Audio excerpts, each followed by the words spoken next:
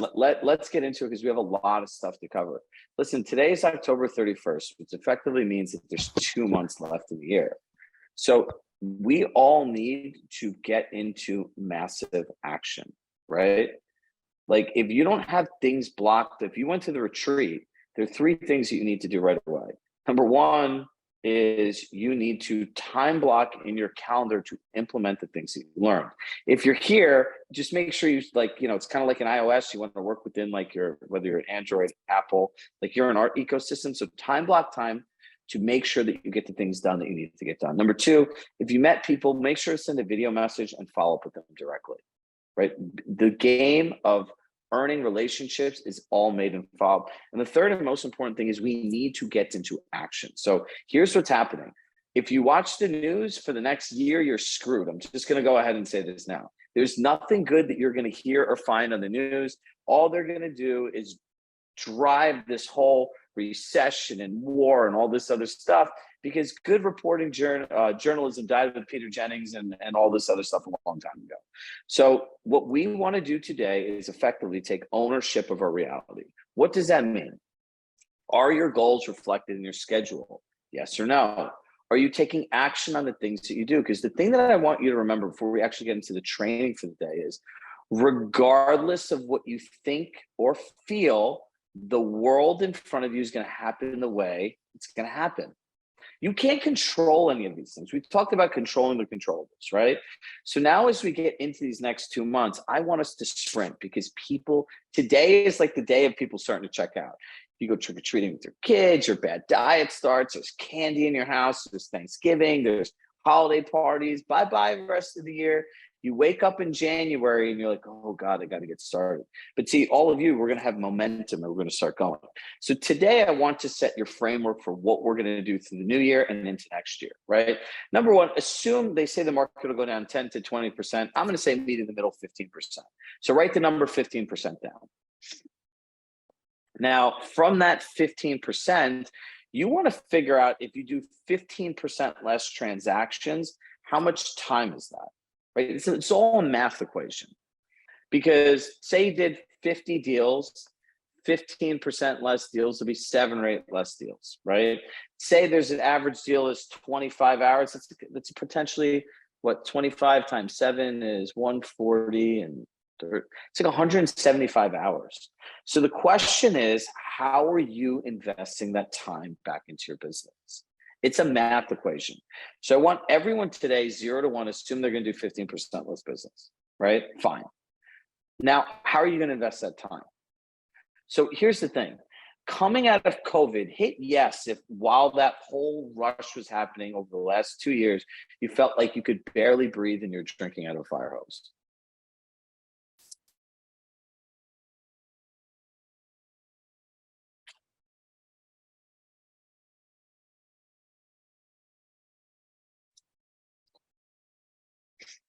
A lot of us, right? So right now is the best time to reflect on what was broken. What challenges do you have? So when your business is capacity, right? When we talk about scaling, like repeatable, predictable, scalable businesses, this is how you need to plan ahead. What breaks? So assuming that the next year's an election year, I think things are always better on election years. And look, when your business grows, as the economy gets better and stuff's all in cycles, especially for the people that actually take action, what do you need to plan for, right? So look, if you had a 10-foot tree and you want a 20-foot tree, guess what? You have to dig a 20-foot hole, right? So now is the time that you have to work on your business, right? This is the time that you need to invest the time into being strategic CEOs versus people that have services, right? When I talked at the retreat, it was like, how do I turn my service into a business? We've gone through a lot of this stuff, right? Like the KPIs of money, understanding our data sheets, and so on and so forth. Now is the time to really start digging in, right? So this is the first part of creating a plan. We don't need to focus on our goals and all these other things right away. We can do that towards the end of the month, the first week in December. Do you know what you guys all need to start focusing on right now? Anyone have any ideas? Going once, going twice. So client experience. right? Of course, you have to focus on listings. You can never get away from your 5 calls to your spear day. You should be all making those Thanksgiving gratitude videos we talked about, right? Reaching out to agents every day and writing handwritten notes. That's like the fundamental basics. If you could do those 5 calls, agent calls, and notes, you're always going to have business. It will always work, because if you do it consistently, the numbers work in your favor. Now, the thing is, being a good CEO and leader is being a visionary. It's going to a place before it actually happens and being prepared for what's next, right? So if you look at it, I stayed at the Four Seasons when I was at the retreat, right? Shout out to Compass for creating a great group rate for all of us. And if you look at their experience, I was just sitting there in the lobby because I'm fascinated with client experience and scalability. I literally watched them check 20 people in, and it was the exact same thing. Same questions, same process, same everything. And everyone walked away happy because they have their client experience dialed in. Do you have your client experience dialed in? Have you looked at every last detail? I was in Raleigh working on site with an agent, and they're like, well, we want to fix the, they're not converting as many leads. Well, when we figured out is, okay, let's look at the whole process, right? Because part of it is the initial conversation. The next part is the pre-qualification. The third part is sharing the market. The fourth is bringing the people out. The fifth part is writing offer. Like, there's all these different parts in what you do, and we never take the time to really get macro to the micro and look at all the details. So I'm going to share some worksheets with all of us, like at the end of the week, that we can go through and do this. Let me put this in here now so we can pull this up and look at it. Give me 1 second.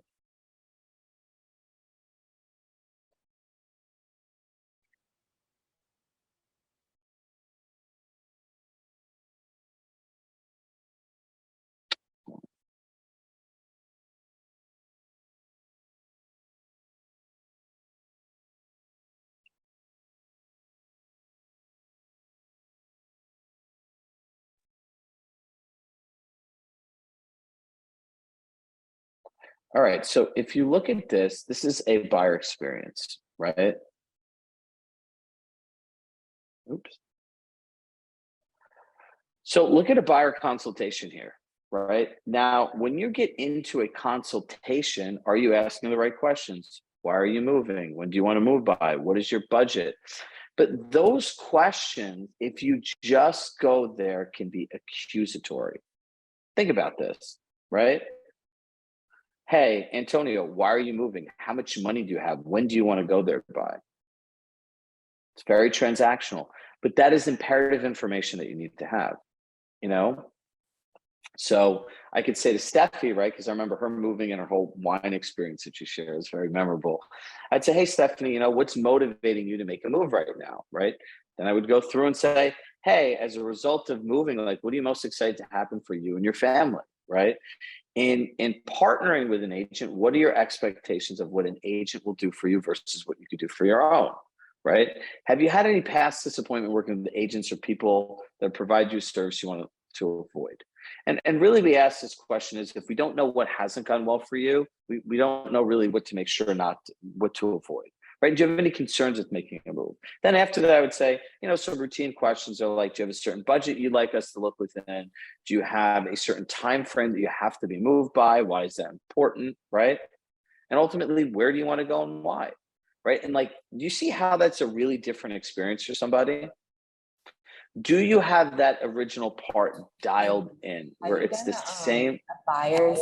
Claire, can you? Okay, thanks. She's already asking somebody about this. If you have this dialed in, then you have the first part correct. But realize if this first part is broken, then everything else after it will be too. So as just some feedback, how many people feel that they can have some improvement that they could do in terms of this whole client experience? A lot of us should, right? So 0 to 1, reach out to somebody. And do you see how important qualifying buyers is in this market, right?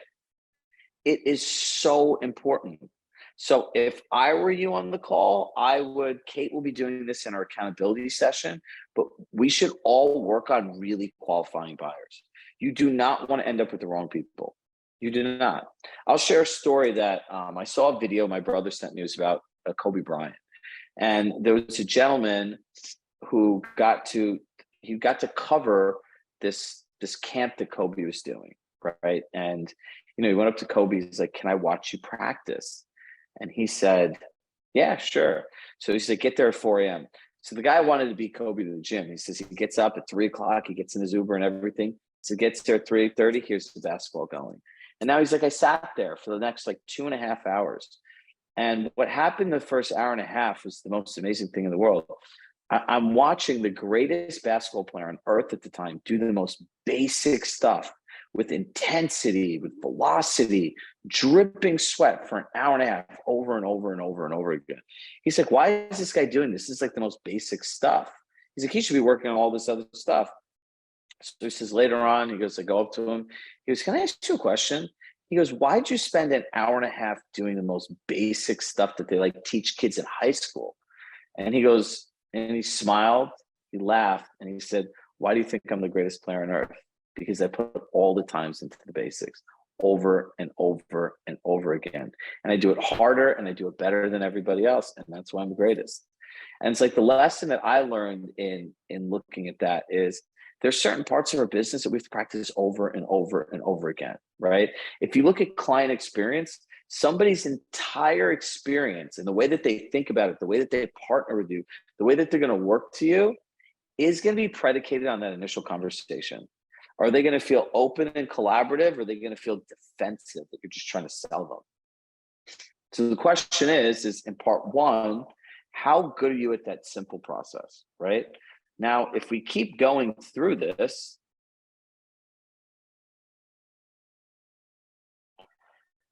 part two, explaining the market, right? How good are you at explaining the market, right? That the market's changed, right? Multiple offers. Some our markets still have them. We always just leave this in there. Do you review disclosures? Do you review explaining the home buying process? Do you know why most people have concern when we're working with an agent? Because they don't know what comes next, and then you rush them through the part. You want them to understand the entire process before it even starts. Reviewing disclosures those are the legal parts. Sorry, we'll repeat that twice. Reviewing the closing fees. Do your buyers actually know how much money it costs to close? And here's the next part. Explain the written offer and bidding process. Does anyone take the time to explain to people and show them, like, here's an effective offer, here's how we write offer, here's what's important, here's why it's important? Do you take any time to do this in the beginning? And how well do you do it? So what we're sending essentially is a customer experience scorecard, right? Where you can score yourself on these areas and you know where to work. You know what? Here's what I'm going to do. I know many of you are going to email us about this. So I'm going to upload this to the drive. I'm just going to put the link in the chat.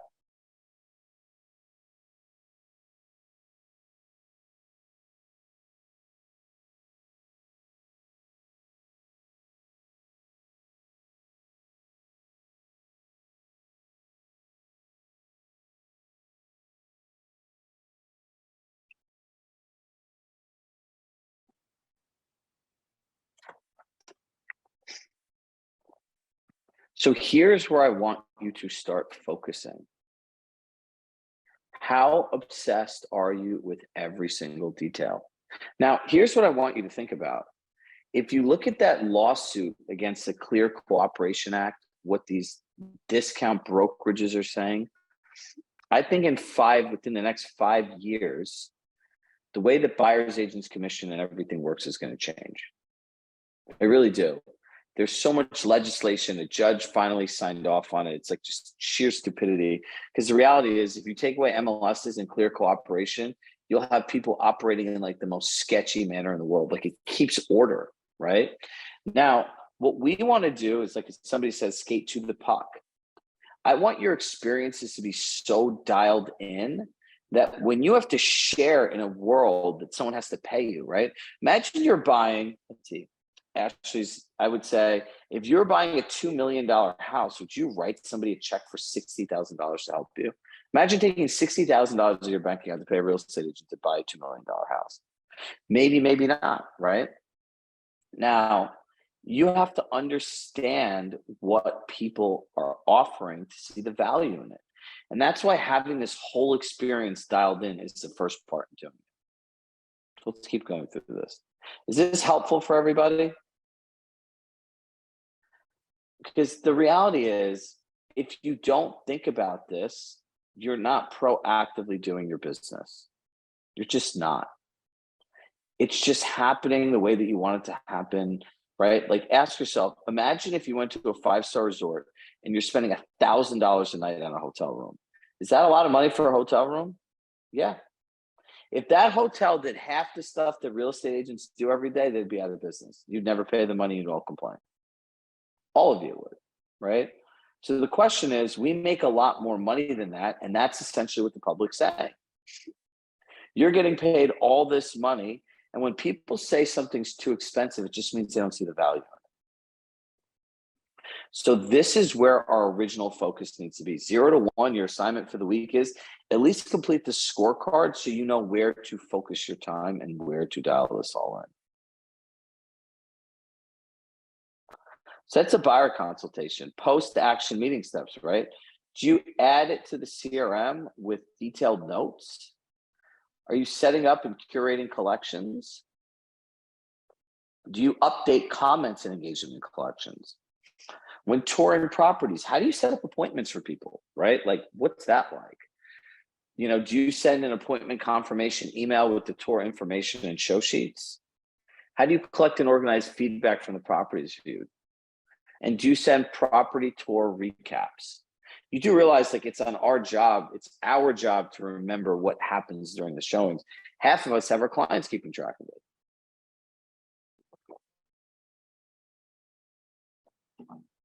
So let's get into the touring and scheduling part. Remember, when someone offers you a concierge level service, it feels good. Setting up recaps to remind people of what it is, it's really simple. Who uses voice notes? Anybody? Or voice memos? So here's a really good hack. If I were showing properties, 5 or 6 properties, I would go to Sharon. I'd say, hey, Sharon, would it be okay if I asked you like 3 questions at the end of every property so I could ultimately find out what your thoughts are, if there's anything you want me to find out, and then I could organize it with you. I can organize it for you and send it nicely in a recap email. Sharon, would you ever say no to that? No. Exactly. So now what I would do is I would take my voice memo out and say, okay, Sharon, we're at 123 Main Street. Did you like this property? No. And then you don't have to ask you to make an offer for a product. What specifically didn't you like about the property? They're going to tell me. What would you have hoped the property had? That would have made it an ideal property. They're going to tell me. Great, move on. Did you like this property? Yes. Would you consider making an offer? Maybe. Is there any additional information that you want? Yes. Is there anything that's a deal breaker on this, like the other houses? No. Like, you want to start collecting these information. Come up with your own questions.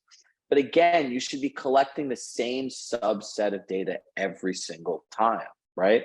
And then when you send a recap email to the buyers, they're not overwhelmed. And they're like, wow, what a service I'm actually getting from my agents. Think about that. Is there anyone that does that now? There has to be somebody here. Okay, great. There's something great. 164 of you can go do today. We're all going out with these people. So when they share, think about this. I always tell people, create the experience that you want them to share. Create the narrative that you want people to say about you, right? That's what's really important.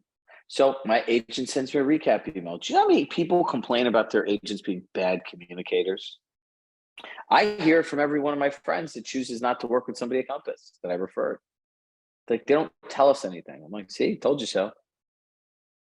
Right? So look, this has nothing to do with reviews.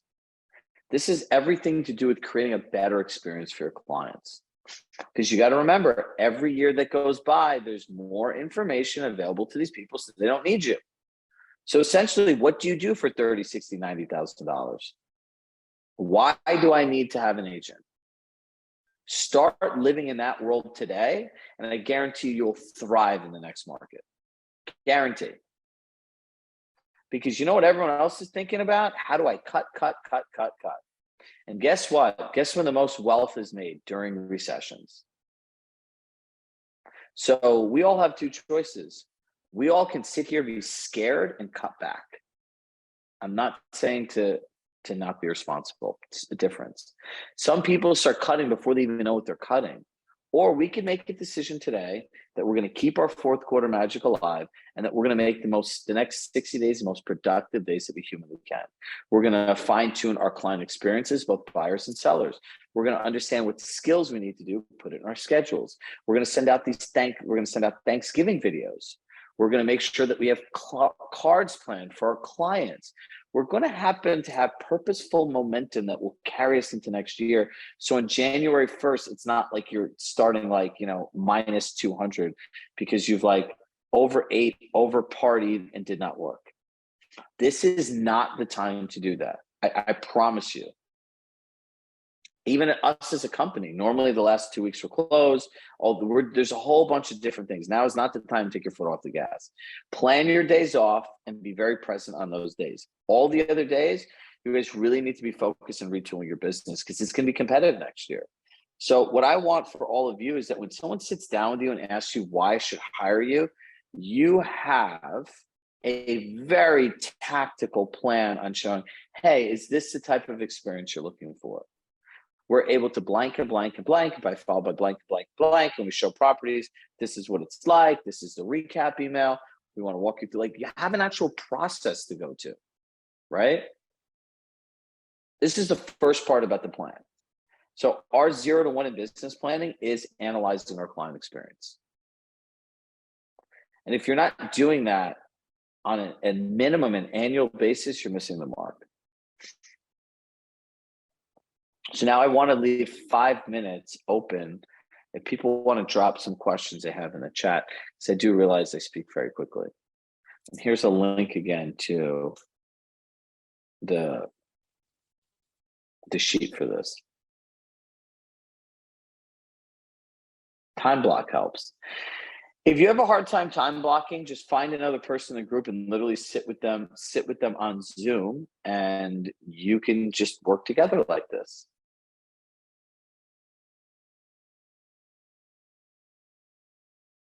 Okay, so this is one of my favorite things to do, Linda. She says, would you ask clients about their experience directly? I would call you up and say, hey, Linda, I really appreciate the opportunity to work together. And if you don't mind, I have one quick question for you.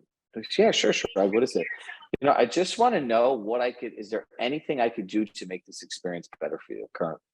And I would do this while I'm working with people, because one of two things happen. Number one, if there's stuff that's bothering them that they're annoyed about, they're going to just dump it all out and you can actually get ahead of it. Number two, if not, they're going to say, that was so thoughtful of you. No, this is great. And then they're going to go, I got the weirdest call from my real estate agent. They asked how I can make my experience better. And then if the other people are working with a real estate agent, odds are they've never heard from an agent, right? Because communication is the number one problem. So that's what I would do there. Do you suggest we ask clients?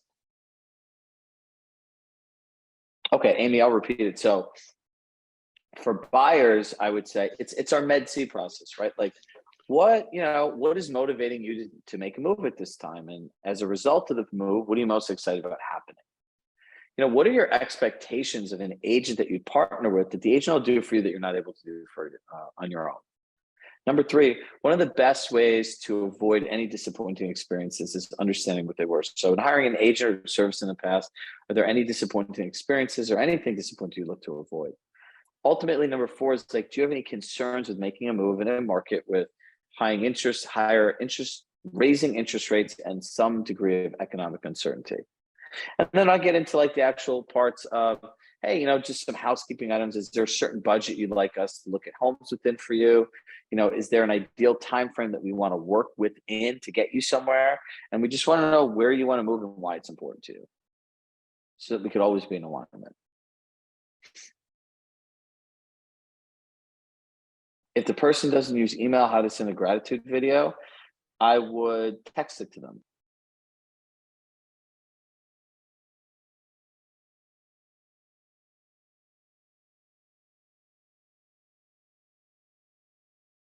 Great point, Jen. Can this be added to a buyer follow-up plan? Meaning, can it be an option to choose?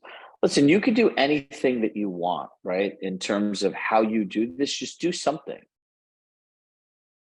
One of the things with which I've had difficulty is politely disengaging with the referral who resists following our process due to past bad experiences with other brokers. Okay, perfect, Scott. Where's Scott? We can end on this note. So look, if someone doesn't want to follow your process, right, you're going to say is, one of the reasons you were referred to us is your colleague trusts us based on the process that we have.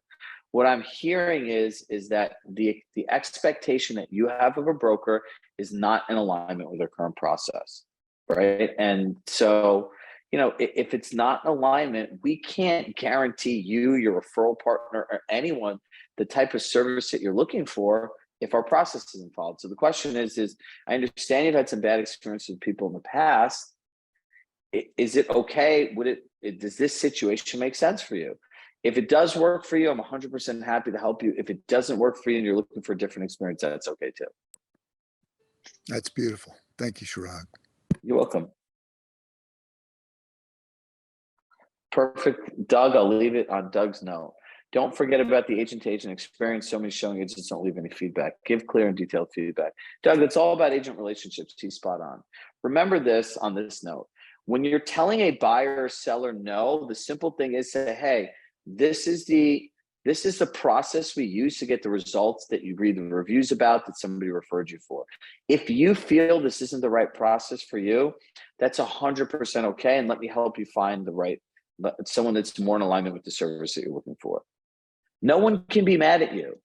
You're not going back and forth with them. You're not disengaging with them. You're just being authentic. You can't go to a restaurant that's a 5-star restaurant with a Michelin chef and tell them how to cook. This is what I want.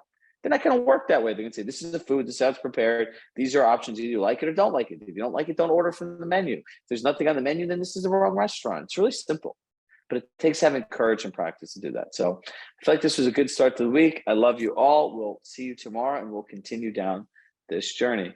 So everyone download the sheet and I'll see you guys soon. Bye, everybody.